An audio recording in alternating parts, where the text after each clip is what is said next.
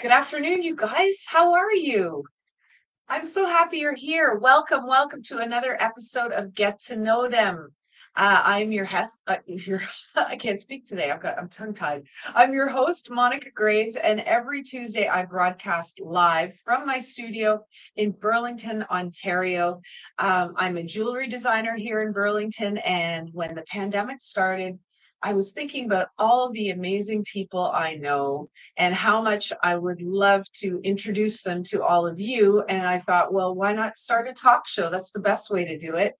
And so I hope you're having a great day. If you are in Burlington, Oakville, that area, we've got snow today.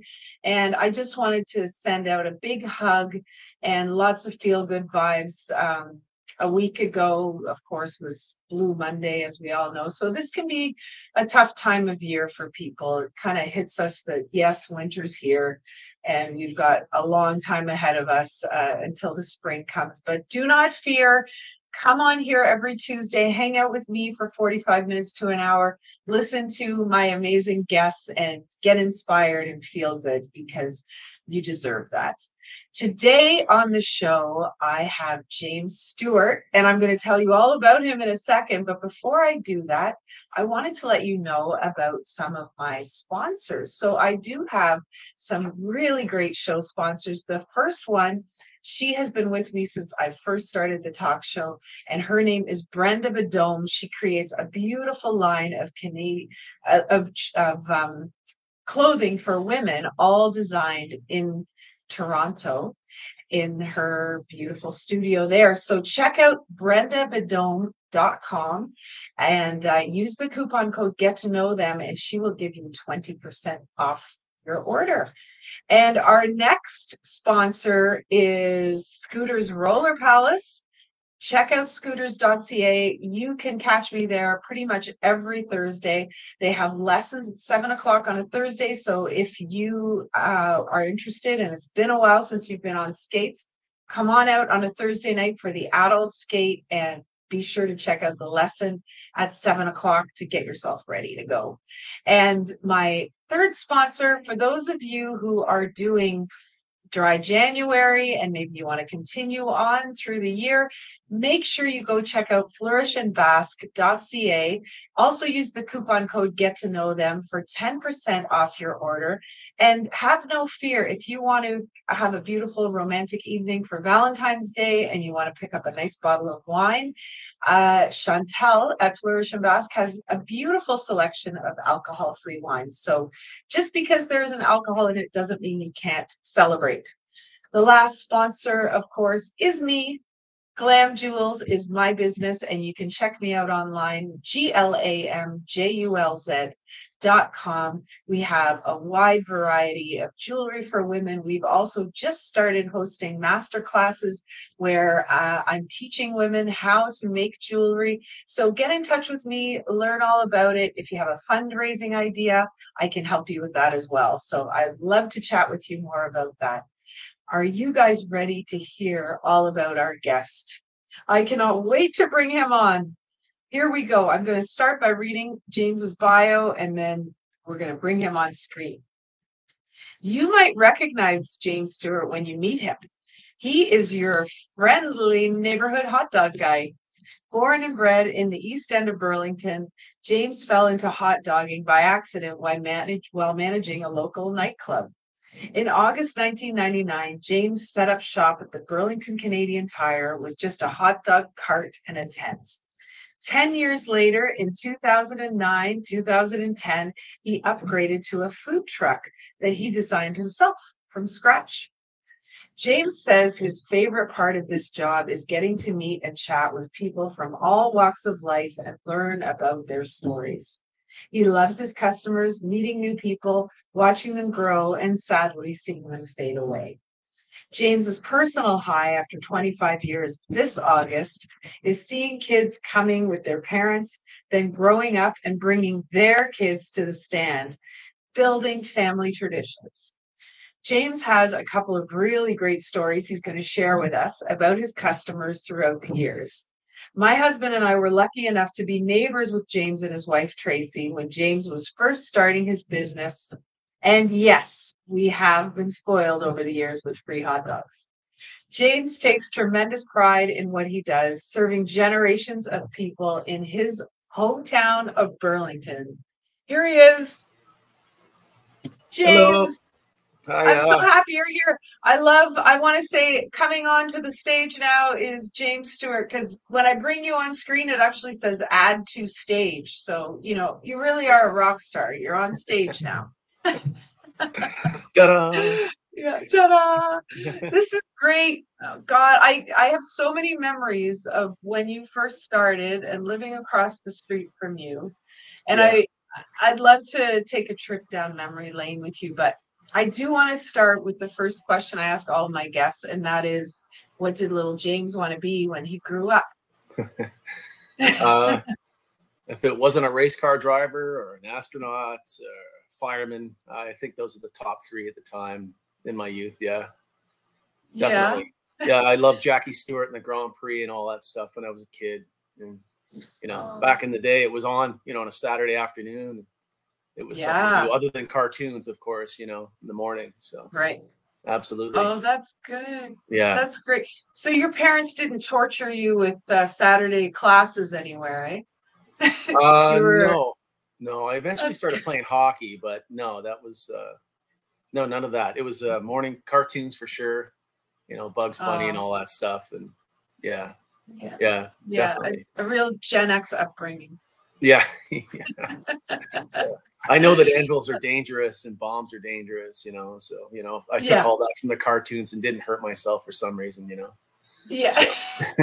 that's great. I actually heard an interview with Conan O'Brien, and he was talking about how, those Looney Tunes cartoons, they were written by men who were born in like the 1800s, and because the big anvil like dropping on, like a kid wouldn't even know what that is today, right? No, exactly. But when you look at kind of what happens in those cartoons, it's pretty funny.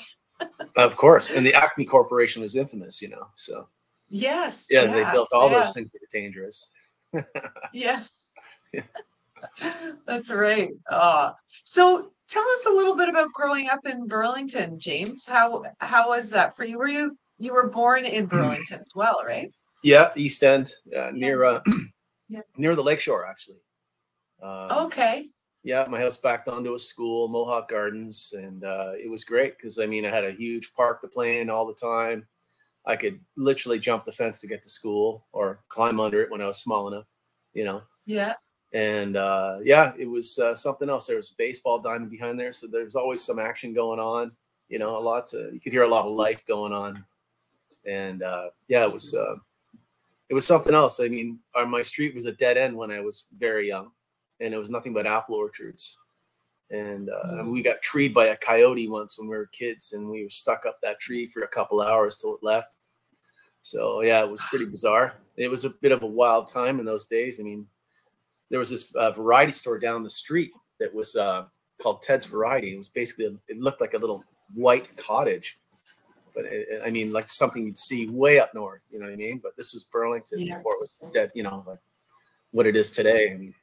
I remember when Upper Middle Road was 2 lanes, and it was hills and it serpentined, and it was nothing like it is now. It was just totally bizarre. Yeah, it's hard to believe this has happened in our lifetime. Yeah. Oh yeah. All that change. Yeah, when you go to the East End, a lot of the landscape hasn't changed a lot because they haven't developed anything, because it's all 1960s homes. And once in a while somebody will put a McMansion in one of those spots. I have a good friend who did that, actually. Some of the codes in Burlington got changed because of him. So he built a McMansion on Spruce. Wow. Yeah, I still have friends that I know from that area since a kid. Nice. And that area where you grew up, like that was actually cottage country at one point, right? Down by the... Well, there was the Pig and Whistle that was down on Lakeshore, which was this iconic hotel, bar, restaurant. They had little tiny cottages out back that people could rent, but it turned out to be like a kind of like a, what is they call it? Heartbreak kind of hotel. Like, people in between homes and maybe families or something, but it was a very Yeah. different place, you know, and Hmm. nothing ever bad seemed to go on in that town back then in those days, you know. Yeah. But the Kenwood, the street I lived on, was like a conduit for traffic, and it was always like hot rods and motorcycles flying down the road. So I was like a gearhead. I loved it. I did everything that went by at high speed. I didn't care about the safety, you know, as a kid. I Yeah. just knew to stay off the road, right? So yeah, Right. Yeah. Yeah. It's so funny that area. Like I still remember my parents, we were over at Coronation Park, so east of you in Oakville, and yeah, my parents would say, "Don't you dare go down to Brawny." And that's why, because it was all motorbikes and yeah, it was just like it's hard to believe looking at what Brawny is now in the east end of Burlington, like that this yeah. was kind of a spot where kids had to beware. Like, I used to go to Brawny a lot as a kid because my sister's husband at the time, his yeah. mother and father lived there, and she owned a drapery next to the Legion. It was called Vicky's. Oh, And so we'd go yeah. there all the time, and they had a pool and a trampoline. It was the kids' greatest dream. And then just down the road was the Dairy Queen. So after you played all day in the sun, you could take a walk down to the Dairy Queen, and that was a Oh, treat, you know. And I mean, Brawny, man, back in those days, that was cottage country, you know, yeah. little post-war homes, little tiny shacks, you know. Yeah. Yeah, it wasn't for the Yeah. rich and famous. It was for the people that just happened to be there at the time. So beautiful place. Exactly. Yeah. Oh Oh, yeah, people used yeah. to swim in that lake, you know. Yeah, that's right. God, I know it'd be so great if we could go back and just experience one day in the 70s of that area, or even the 80s, It's like, Yeah, yeah, yeah. yeah. It's There was one weekend where a friend from it was like a friend of a friend from high school had a party in Brawny on Ontario Street, and they were tearing homes down to put up townhouses. It was like one of the very first new town, and we right. got to like basically trash the house. That's what the party was, like tear down the Wow. house. And Yeah. you don't get parties like that anymore. No, no. You have to pay for that now. Yeah. You got to Yeah, pay you're some gonna pay for stuff. that. Big bucks. Yeah, yeah. Yeah. Oh man. So James, what happened like after high school? What did you end up doing? I went to college. Okay. I became a welder fitter. I was certified welder at 18. Got out of the school, went and got a job right away. Ended up in a production environment where it wasn't stimulating. It just wasn't for me. I should have actually probably gone in a pipeline, you know, where the money is. I'm sure I'd be retired by now if I was still into that. So, but no, I was in a position and I was surrounded by not a lot of like-minded people. So I just realized, yeah, I couldn't really be in that environment. It just wasn't conducive to a healthy mind. So I got out of there and sought other avenues, you know. So I ended up still working in production till like about 1980, I don't know, 89, 90, and I was injured. And I was taken off the job, and I was off work for quite a time. And this is how I came into the nightclub scenario. I was broke, and I needed work, and I ended up being a busboy at a local nightclub in Burlington, NRG, Oh, and you the did. Kingdom. Okay. Yeah, Yeah, and of course. shortly there into it, they saw some promise in me, and they offered me a management job. And I started managing the busboys and the daytime operations, and I also did all the pyrotechnics in the building because I was a licensed pyrotechnician. And so it snowballed from that. I saw a guy with a hot dog stand outside, and I thought, oh, that's interesting. And I was chatting up the cleaner, who's his brother-in-law, the owner of the hot dog stand. And he says, oh, you know, my brother-in-law's going to sell that thing. And he goes, would you be interested in buying it? I'm like, let me figure it out. And I asked management, and then I was balancing the two jobs. So I ran the dog stand and worked the nightclub. So that's how I kind of got into that whole thing. So, yeah. Wow. Yeah. That's fantastic. It wasn't something I looked into, wanted to do, but, you know, the guy was saying, oh, you know, my brother-in-law's making pretty good money at that. And yeah, that's right out of school. Yeah. That's Injured, off for 4 years, broke, That's how I got into this thing. So. Oh, that's amazing. And like a lot of people, when they come and visit you at the hot dog stand, your wife is often with you, Tracy. Yes. Well, where did you meet Tracy along the way? When did you two I met meet? Tracy at the nightclub. I actually saw Okay. her in a lineup at an all ages show one night, and she was Yeah. she stood out. She was a sparkle, a firecracker. She was bouncing Yeah. up and down in anticipation of getting to the nightclub. And I'm like, wow, that girl seems really exciting and interesting. And, I just put that in the back of my mind. I didn't know her, kept on working. And then I was in her sister nightclub maybe a year later. Sorry, I keep looking at her over there. And Yeah. a year later, and I met her at Fever nightclub in Hamilton. What a romantic story that was. Wow. Yeah. And so, it was my regular haunt on I think it was a Thursday night, or I can't recall. They used to have their alternative nights with Martin Street, Yeah. and that was a great place to go and enjoy great music and meet great people. And that's where I met my wife of 29 years of March. So Yeah. yeah, Amazing. unreal. Yeah, we got married. We got married in 2020, so we got married on our 25th anniversary. Beautiful. And you guys, you didn't get married here. No, we got married in Jamaica, in her home country, and we were married on a pier in a place called Duncan's Bay. And I wore the full Bonnie Prince Charlie kilt and all that, and it was, I had like 8 yards of wool around my waist and a woolen coat, and I was very fortunate. I went full Scotsman, full commando, and I suffered the heat. And it was a very windy day, so it was very comfortable. Yeah. But it was a beautiful, beautiful place to be, to get married in. And I couldn't believe we got married on our 25th anniversary at this place, and it was just surreal. It really was. And we came home. This when the world turned upside down, and we jokingly said if we had children, the world would just completely implode. So, because we said that we caused this whole thing. So, pardon me. I love it. Oh, that's great. So, what month did you guys get married? March 3rd. March 3rd. Okay, yeah. So 2020. that was like 2 weeks later. The world's Well, my we were God. preparing to leave the country, and we were trying to book our flights, and we couldn't get our flight, and there was a discrepancy on our booking. But there was this sense of panic at the airport, and the security line, which normally is quite short, went from one end of the building to the complete other side, and it was about 8 people abreast, and everybody wanted to get out of the country because of the impending doom, so to speak, But we didn't know anything about it because we didn't watch television, pick up a newspaper.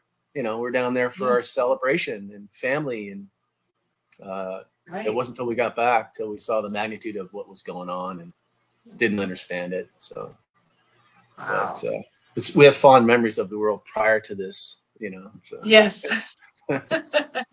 definitely. Yeah. God. So you're in front of the kingdom. You're selling the hot dogs. Yeah. You've met Tracy now. This is so nice. Not yet. I hadn't met her yet. Oh, not yet. Okay. I just saw her. I met her at the Fever nightclub. That's where. Oh, right. Yeah, okay. Yeah. Like probably months to a year later, I could guess. Oh, okay. But that's where it happened. The magical place. So, yeah. And she must have returned to the kingdom after, right? After. Yeah. And she ended up. She would come to see me at work, and then she'd start helping me. And because she wanted to hang out with me, which I was blessed to have that beautiful lady at my side at all the times. But she might go, she might have gone out with her friends, but she'd show up to see me. And next thing you know, she's working till close with me, And And we did that. We did that together at locations too. I mean, I used to be in front of Big Bucks Mountain Lodge there after the kingdom kind of fell apart. And so we did that for quite a time. And that was pretty much it for Burlington and then the Canadian Tire. Yeah. And, so How did that happen with Canadian Tire? Was that your idea or were they looking for somebody? Well, oddly enough, working one night out in front of Big Bucks Mountain Lodge, and this guy orders his food, and he says to me, "Hey, you heard that the guy at Canadian Tire is going to be leaving his spot?" I'm like, "What?" And he goes, "Yeah." He goes, "I know the guy, and he's leaving his spot. He's moving on to different greener pastures, I guess." And so I thought, okay, well, I know a guy who knows a guy. I'll see if I can get in touch with him. So I got in touch with a friend who knew one of the owner's sons, and I went out and had a conversation. I had a beer with Richard Line. I can't remember. I think we went to Emma's or something. And I said, what do I need to do to prepare a proposal to get into your father's location? And he goes, well, you can, he gave me the bullet points and all that stuff. I made my proposal. I went in with a suit on, and Bill Line was on his hands and knees building shelves for his new store. I mean, guy was getting right into it, And I walk in and I've got my proposal, and he goes, "Hey, look at this guy. He's the best dressed guy in the building." And I handed it to the owner, and he didn't take my first offer, but I later revised my offer. I asked Richard again, and he says, "Well, sweeten the offer," and I did, and the rest is history. I've been there since 1999. God. Yeah. And what? Yeah. So James, just to refresh my memory, that location, was that where you are now? Was that there in 99, or it was the old location? No, that was 1999 was their soft opening of that new location, store. Of that new location. They were literally on the opposite side of the building, on towards facing Cumberland. And that was the original store. And that was actually their second store. Their original store was on New Street and Guelph Line, right on the corner there, on the southwest corner. That was the original Canadian Tire. God. But that was good. 40 plus. Yeah. Oh yeah. Wow. Yeah. Interesting. Yeah. Okay. So you revised the proposal. You got the gig. Got the gig, and next thing you know, I'm in business, and I got all my ducks in a row with the city and the fire department and all that, because I'd never realized what I needed to do until I was in it up to my chin. Yes. And then it was I was just going to say, talk about grit, because you did this from a cart. Yeah. The truck we see you in today had not been developed yet. That's right. So you're going out there in all kinds of weather.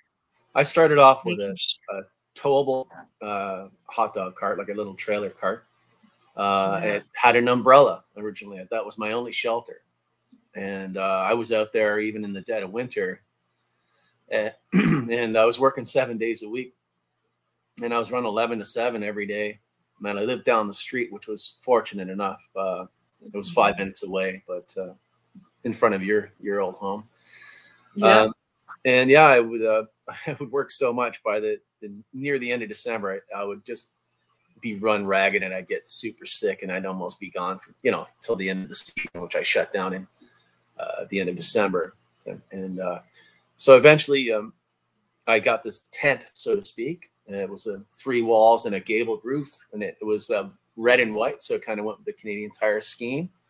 And I would tow my cart, push it into there, and set it up every single day.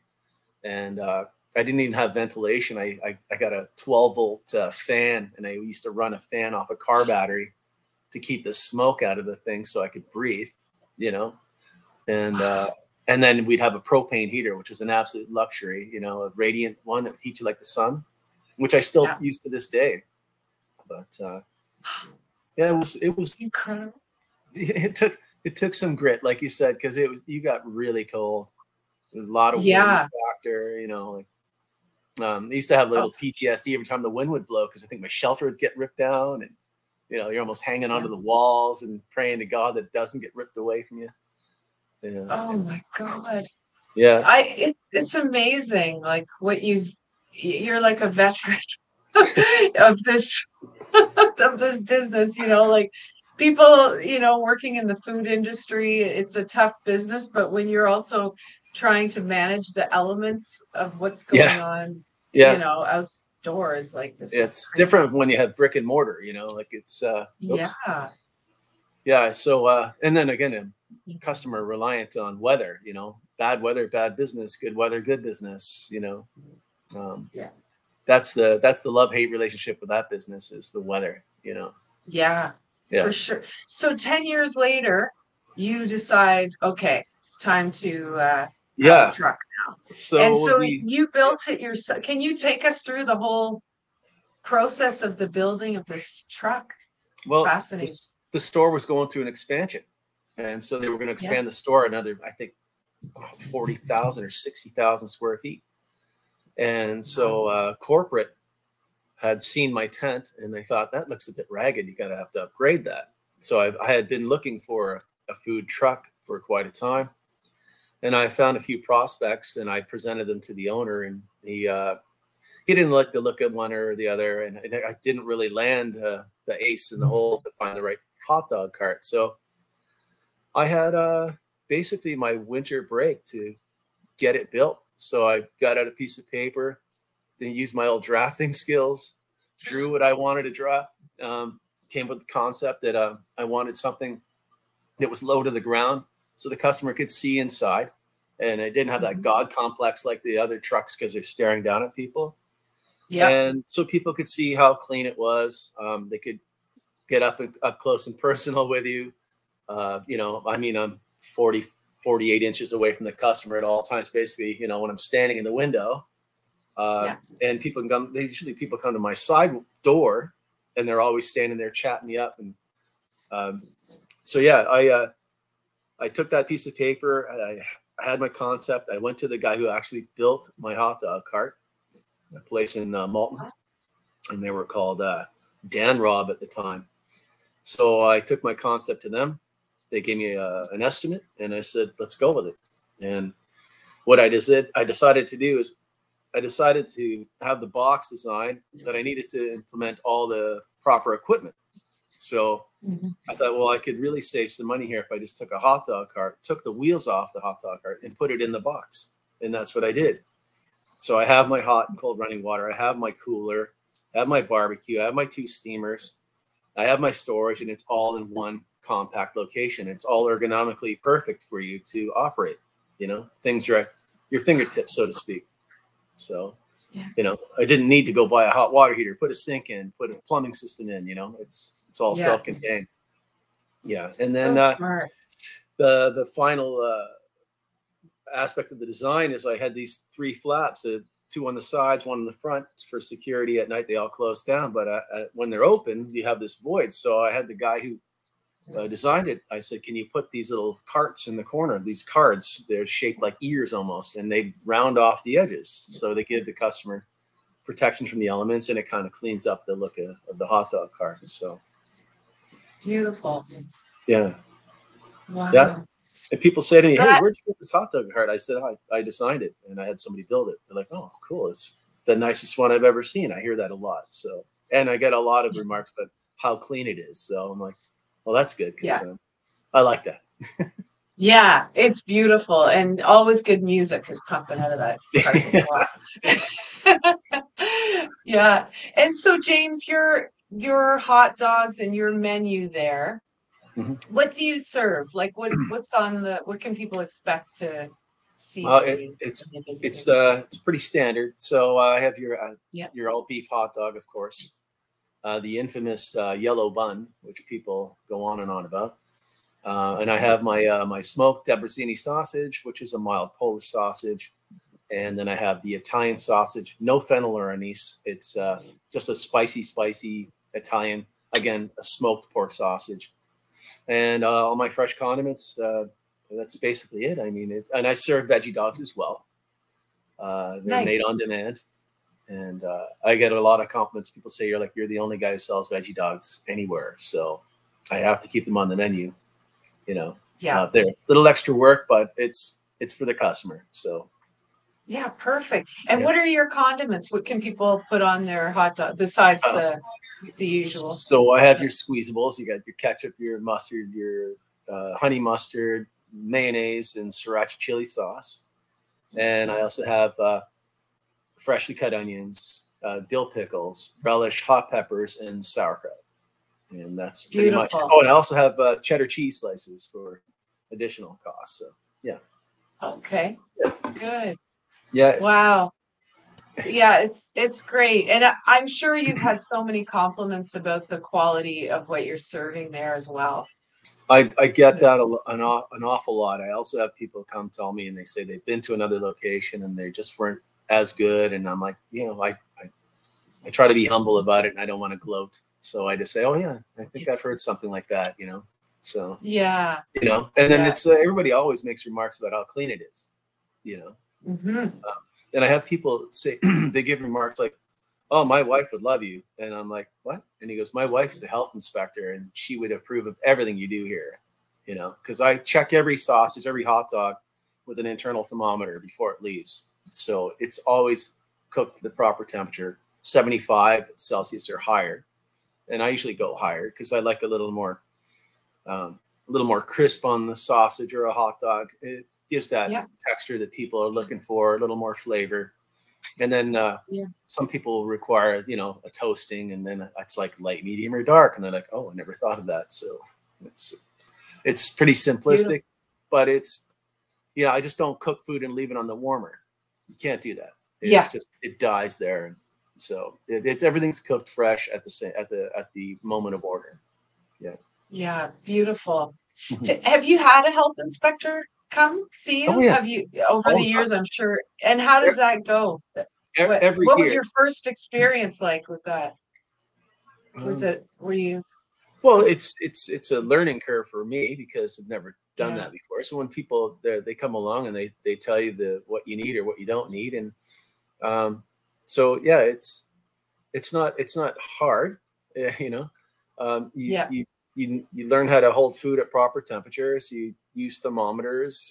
You keep the place clean. You keep sanitizers and proper cleaning tools. You know, you have spares for all your condiment utensils, your tongs, your knife, and your test strips for your bleach to make sure that everything's running right. And they come along with their little laser gun and they test your holding center. They test your fridge, make sure everything's up to snuff. You know, and they make you sign away and you're good for, I don't know, they probably come 2 times a year after that or less, you know. And I've actually gotten to know quite a few of them over the years, and what they do is they cycle them out so you don't get too familiar with the inspector, right? You don't have a buddy relationship with the inspector.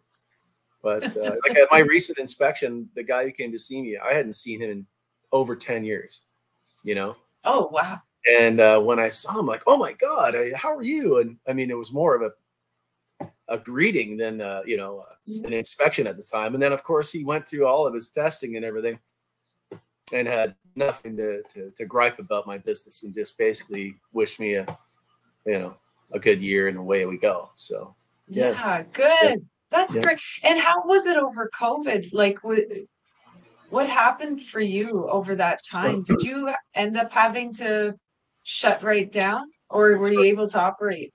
First 3 months of 2020, we weren't open. We normally would open in March. So we didn't open until like March, April, May, June, I guess. And we didn't really know. I mean, I was contacting the city, the health department. I wanted to know what I needed to do, how I could do it, how would I set up, you know, for this. And eventually we just kind of winged it. We basically decided we'll bring the condiments inside, the condiment rail, all the squeezables, all that stuff. And as the customer ordered, we'd ask what they'd want on it. We'd write it all down. And it became a little more laborious that way. But oddly enough, excuse me, I honestly believe that it kind of revitalized the business because we had a captive audience. The customer was stuck there a little longer, so they would engage in conversation with us. Sorry, my dog's not feeling well. That's okay. So, you know, my wife and her genius, in my point of sale system, you can take your customer, add their name, but you can also put all their condiment requirements. So we had the Oh, customer's name, all their condiment requirements. So when we saw them approaching, we just start cooking their food, and we take payment, and they don't even need to recite what their condiments are. We would tell them what they were having it on it, and they were like, "Oh, fantastic!" So we started getting this word of mouth thing that people started showing up saying, "Oh, I've never been here before, but I hear good things." And so it really kind of revitalized the business, where it kind of had stagnated over a time, you know. And I guess people were making different food choices, but there was this indulgence in this shutdown scenario where people were just eating whatever they wanted to keep themselves happy, etc. And it was very interesting. I mean, we'd produce the food out the window. People were like, "Oh my God, it's a work of art." And some people would say, you should charge more money for that, you know. But we're like, no, wow. you know. And Tracy worked with me at that location for how many years was that? At least almost 2.5 years, until things kind of went back to normal, so to speak, right? And we put all the condiments back outside, but I still have the customers that were never really the original customers. Now I have people that are staples. They show up weekly, daily, you know. Amazing. They bring their families. Beautiful. I was going to ask you about that. Like, how many people are there that would actually come to you on a daily basis? It's never a solid number, you know. It's up and down. It's the weather again, like I said. And any type of threat of precipitation or a cloudy sky, it slows the day down. It's kind of weird. It's a fickle weather business for people, but when the sun's shining and the temperature's just right, I can get quite busy. And even with all the years that I've been doing it, I can be overwhelmed sometimes. So, you know. Yeah, I would imagine, because you've only got like lunchtime is 2 hands and a couple of hours in the busiest time, probably. Yeah, wow. So James, there's a couple of stories that you had texted to me that I'd love you to elaborate on.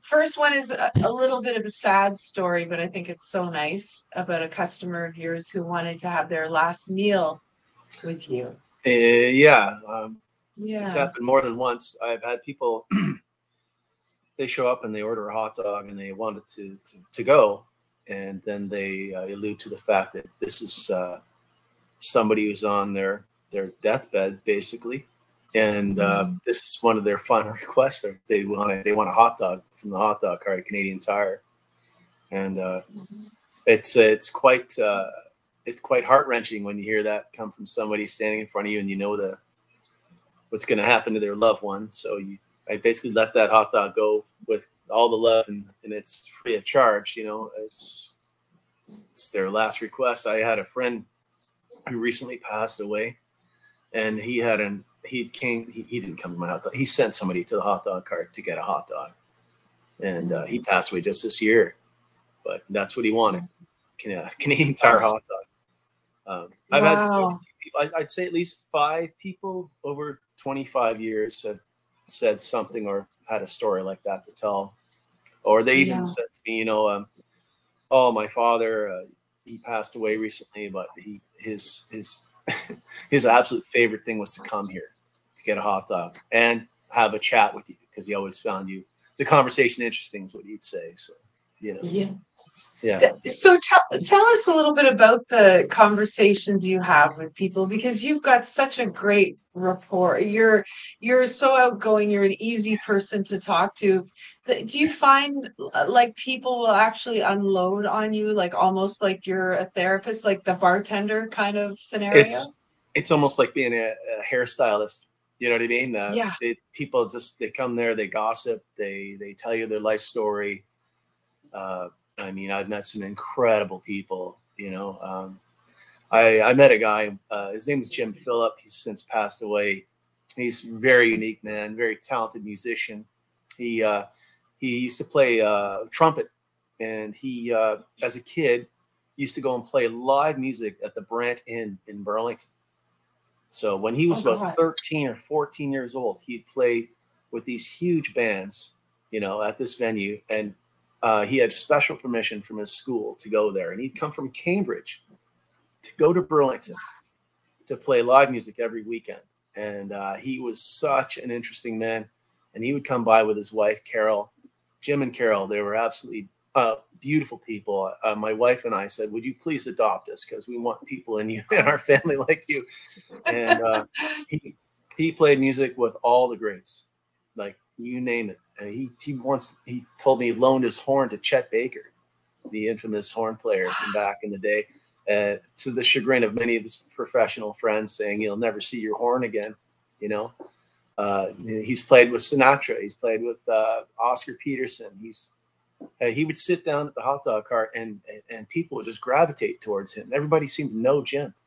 And the more I got to know him, the more I loved him, and his family. It was phenomenal. And we talked about music and Chet Baker, of course. And then he was telling me, well, look, we play the band shell at Central Park there in Burlington every Wednesday. So he'd go there and watch all of his friends, or his professional friends, get together, and they didn't even practice. They would sight read, play live, and they were phenomenal, the best of the best, you know. Oh.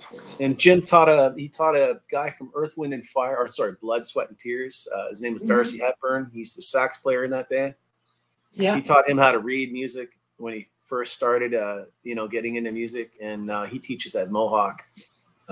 Here in Hamilton. So yeah, Jim was a phenomenal man, and his family was phenomenal. And it turns out I knew several of the people in 6 Degrees of Separation they were connected to. So it was a great encounter. That gentleman was amazing. Yeah. You know, I've met people, I've met directors of documentaries. I meet people that would literally just tell me the most intimate things about themselves, and you're like, okay, you know, let's just go with that, right? You know, let's try to go along with this. But no, there's a lady. She came, like, she was a regular. She used to come all the time. She showed up frantically one day, and I'm like, are you okay? And she's like, oh no, I just fell down in the parking lot. And I'm like, well, come here. And I said, let me see your arm. And her arm was just destroyed because she's an elderly woman. Her skin was like paper, right? So I'm like, come with me. Come sit in my chair. Take a seat. And I went and grabbed like the hydrogen peroxide and paper towels and the first aid kit. And I got her all cleaned up. And I said, now you're going to want to go and see a doctor. And of course, the next day she comes back. She's like, thank you so much. She goes, yeah, my arm was in really bad shape, but you handled me so well. And then she told every customer in the lineup what I did for her. And I'm like, I do that for anybody. You know what I mean? If you're in trouble, you need help, you know. But yeah, I meet some amazing people that have incredible lives, you know, and you kind of live vicariously through them sometimes. And sometimes you just don't want anything to do with it because, you know, they're living their own personal hell kind of thing. So, but you get a lot of, it's like being a therapist almost. Excuse me. Involuntary. Yes. Yeah. God, that's great. And also you had a couple who decided to have their wedding party with you. Yeah. So they got married in Niagara Falls, and they decided, well, you know, I think they did it at you know, at not the chapel, but they did it at the city hall or something, you know, did their photos down there, and then they're like, hey, we should go have our wedding meal at the Canadian Tire hot dog stand. So they did, and they posted it on social media. Excuse me. Wow. And I think Tracy was manning the cart at the time, and I was somewhere else. Excuse me. And I think I might have been running for product. So it was a surprise to me. I saw the pictures later, you know. So yeah. Oh, that's so fun. That's great. I had a lady contact me just 3 months ago. She wanted me to do her wedding. She wanted my hot dog cart at her wedding, I guess for like the after party or like the midnight snack kind of thing.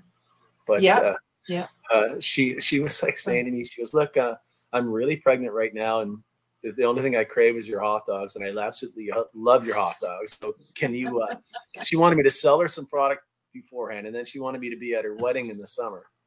And, but sadly my cart's static. It doesn't go anywhere. Yeah, you have to Yeah. bring the wedding to the parking lot. Yeah. Yeah. Yeah. At the old 122. Yeah. Yeah, Yeah. yeah. Wow. So James, this whole career and business you've had, I mean, you've really stuck to your grassroots way of doing things. And even like I've noticed you never hopped on the social media bandwagon where you're like Instagramming or Facebooking every second of your life in the booth. And your business, it thrives. I mean, you've got regular people, new people. Yeah. Yeah. Is there a reason why you never wanted to go do the social media thing, or To be honest with like you, you're in a way you're living the dream? I'm like, what would it be like not to be on this phone, you know? well, I'm not Yeah. a master of social media for one. I had a good friend of Yeah. mine who he got into the business as a food trucker. Yeah. God rest his soul. His name was Graham Smith. Graham ran the Gorilla Cheese truck, the food truck, and Okay. he used to come to me before he started, and he wanted me to give him some knowledge and consultation on what he needed to get into the business, and he ran with it, and he got really successful at it, and he used all social media. Even had CHCH involved, and he had the Spectator involved because one of his partners was related to somebody in that media. So they Okay. got a lot of coverage, and I asked him one day for information. How do I get into the social media aspect? And he goes, listen, he goes, it's a ton of work. It's a ton of work to get on the social media and keep it up and just keep it going. You know, he goes, it's another job. I'm like, well, when you're running your own business, you don't need more things to do. You need That's you right. want to streamline things, you know, because you Yeah. never leave the business, right? The business is always in your head. You're always thinking about it. And Yeah. yeah, it's just your mind is not your own, right? It's the businesses, and it's always on the Yes. business. So, but yeah, that's Yeah. yeah, Wow, good for you. And I mean, I think you're such a great example also of, you know, you always hear word of mouth is the best form of advertising. And it really is because yeah, people talk about you, they know you, you've worked 25 years at something. But they yeah, say to become a master in anything, you need to give it 10,000 hours, yeah, which you've obviously exceeded. But yeah, and so it operates on its own because you've stuck to all of your values, and yeah, you've done so well. It's yeah. fantastic. I get people who they always say, you know, I love the consistency of your product. You know, it's always the what I expect, the way I want it to be. And they're like, don't change a thing. Don't, you know, and some people say, oh, did you change your hot dogs or did you change your sausages? I'm like, listen, I don't manufacture them. So if the manufacturer messed up a little bit, it's on them. But I do apologize if you didn't enjoy that item, you know, and come back again. We'll get you another one. So, you know, Good. and we're And now James, selling do the, you? sorry, go ahead. Yeah. So no, go ahead. It's okay. Uh, You're. Speaking of social media, etc., I did indulge and Yeah. get into electronic sales. I now sell electronic Oh, gift cards through my point of sale. oh, So a customer cool. they can come to my business, they can inquire, and I can literally punch it up on my system, and they will get an email, and that'll be their electronic gift card. Oh, that's amazing. Yeah. Yeah. So I have a lot of people who show up on the regular, and I guess they wouldn't mind that as a gift. So yeah. Yeah. Yeah. Mhm. Oh, that's perfect. Wow. So you're the way that you work, so you basically are working from March to December. Is that correct? Yes. At end of Yeah. December is when yeah. Yeah. And so over the years, like having that type of schedule, like what have you done throughout the months where you don't need to be there? Like what is the business kind of afforded you to do that maybe other people who are working 9 to 5, what are some Well, of the rewards of all that elements and weather that you've well, it, withstood over the years? when you work 7 days a week for over 12 Mhm. years, you Mhm. you want a break. So I'm very fortunate that my wife is a Jamaican lady, and I love Jamaica. So we Yeah. will go to Jamaica, and we'll stay with family and friends and enjoy the beautiful country for what it is. And I feel like that's almost like my second home. I feel like I'm at home when I'm there. And that's why we did get married there. And to another bit of self-indulgence, I love to snowboard. So I would go snowboarding in the winter. You know, I might hit out west for a week if I'm fortunate enough, or I'll go to Mont Tremblant.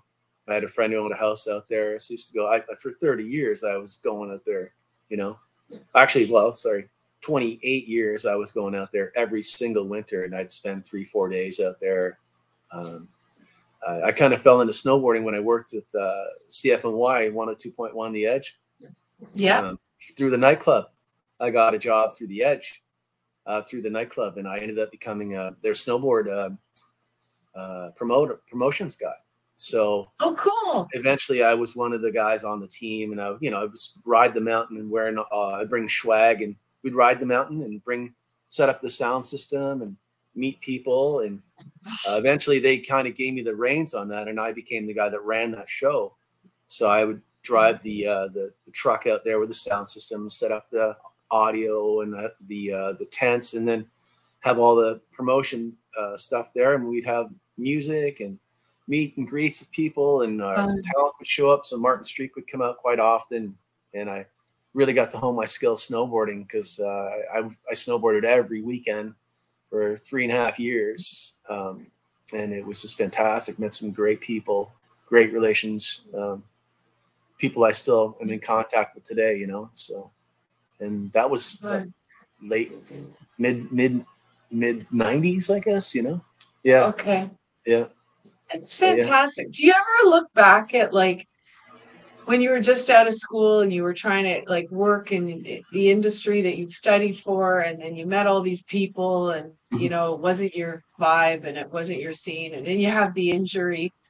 Yeah. And do you ever, like, sit in your hot dog cart and you're like, oh my God, like, I created this for myself, you know, and I didn't have to go back to something that wasn't working for me just because I went to school for it or whatever. Like, I think it's something to be so proud of, like, to reflect back on something, and instead of doing what you think maybe you should do or what other people want from you, that you actually have, you know, the foresight to create something for yourself and go with the flow of what actually feels good.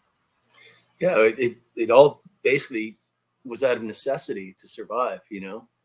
It wasn't something I said, hey, you know, one day I'm going to do this. It just kind of, I fell into it, and it just led me to this where I am. It wasn't a path that I chose.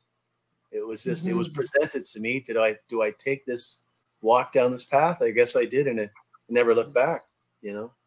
And I do love the fact that I think that one of the biggest rewards of my business, it's not making a living, it's the people. It's the greatest thing, and the kids too. I mean, you know, if I was, like you said about social media, if I was really a great social media guy, I should have had a camera at my business, because I would have footage of people, like, in like, I see a lot of joy when people come there. You see, like, I mean, people, they get really happy, and I see kids bounce up and down, little kids. I call it the hot dog hop. And I said, you know, if I had a camera there and I took these thousands of hours of kids jumping up and down, I could just put that on YouTube with the Benny Hill soundtrack, you know, exactly. You know, I'd probably make 1 million hits just for that, because the kids stare at the quilted design of the building, and they think it's like a fun house. So that's a little bit of fun for them, but they're always bouncing up and down, and sometimes it's full-grown men and women that are bouncing up and down, because you know, that's their thing, you know. And I have this guy code going on. I have these guys who come and see me, and if I ever see them with their spouse, I never let on that I know them, because maybe they're going against their dietary restrictions. So very smart. Yeah. Because I know what you want on your item, but I don't even know who you are when you're with your spouse. So yeah. That's great. You know what, James, they have, well, lots of places have this. I know the Key to Bala has it. I sometimes watch. It's so silly, but it's just like a live eye camera that sits on the building, and you can go on the website at any time just to watch.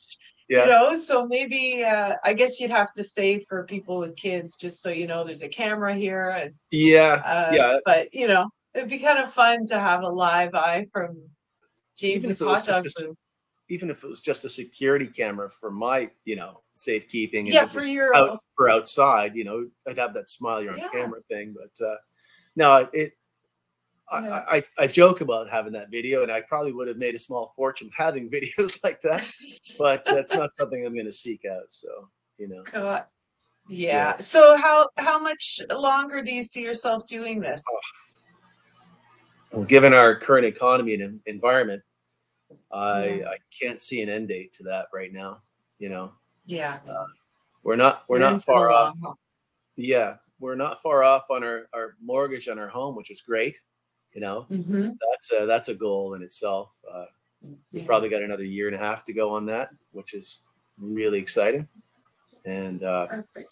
we keep talking of grand designs of moving to a nice warm country where there's a slower pace of life and for Yeah. retirement, etc. But we'll have to see how that plays out. It's Yeah, I think the last time Wayne and I hung out with you guys, we were all talking about Portugal. I love Portugal. Let me I'll Yeah. give you one of these. Oh, very nice. Yeah, that's my Lisbon shirt. Yeah. Oh, Yeah, I love Portugal. I was just there in September for my birthday, and it was fabulous. We went there with my wife, of course, and my cousin and yeah. his wife, and we introduced them to Portugal for their first time. And they live in Scotland, so they were absolutely blown away and fell in love with it. And they're now like, "Oh, we want to live there as well." But Yeah. it's either there, Italy, Costa Rica. Mhm. Those are three top faves. We just went to Costa Rica this past year. We Yeah. were there for 21 days. We took our dog with us, and it was Oh, phenomenal. We have friends who live there. They have a home there that is beyond amazing, and they are living the absolute dream. They lived at the top of our street. Now they live on the top of a mountain in Costa Rica, and oh, yeah, it's it's so there's wild. Now, we're both I think you and I are both the same age, right? Are you born in 69 as well? 66. Oh, 66, you're three Yeah, years old. Well, we're pretty much the same, but like you think about now, we're in our mid 50s. Like these are things to actually think about. Like, yeah, right. like if not now, when, Well, to do things like that. yeah, I'm only 8 years Crazy. away from that so-called finish line, as they say, but we're Yeah. not quite finished now, and the current God. environment. I Yeah. wish I had Yeah. I wish I had the luxury of saying, yeah, I can retire at this age, but it's Hmm. it's still a questionable scenario.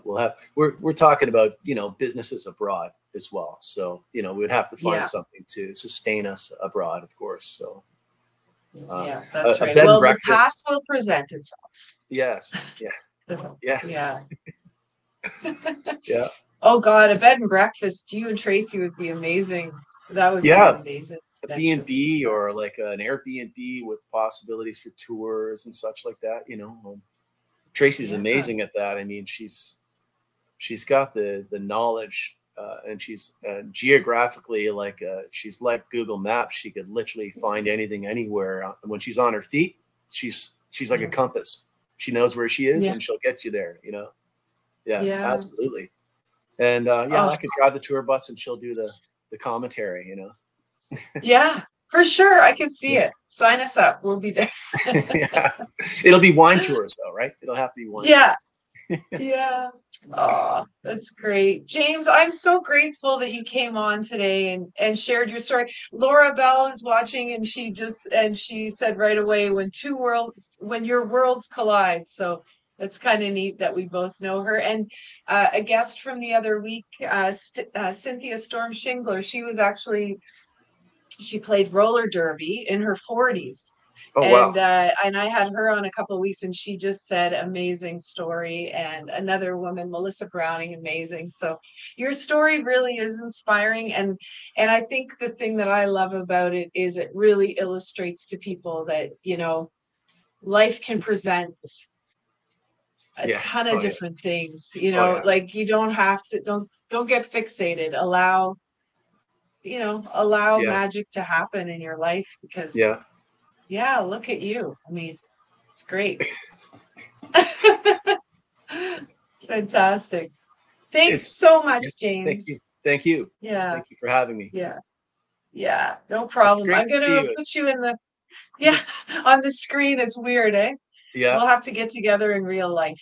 Well, we came, Okay. I think the last time I saw you in real life, we came when we just got May, our little doggie. We brought her over and Yeah, yeah. we welcomed her to I have that you photo on welcomed my her. phone. I'll have to send it to you. It's a great Yeah, photo of the three of you. Yeah. It's fantastic. yeah. So cute. Give Aw, give that's our love awesome. to Wayne. Say hi.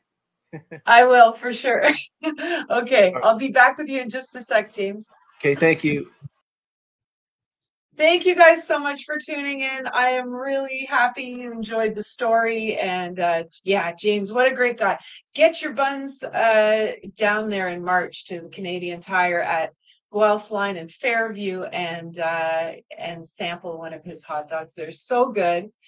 Thank you guys so much for tuning in. Please check out our sponsors, brendabadome.com. Use the coupon code Get to Know Them for 20% off your order. Flourishandbasque.ca. Use that same coupon code for 10% off your order. Scooters.ca. See you there on Thursday, my friends. And please go to my website, glamjewels.com, and grab yourself something lovely for Valentine's Day. You deserve it. Love you guys so much.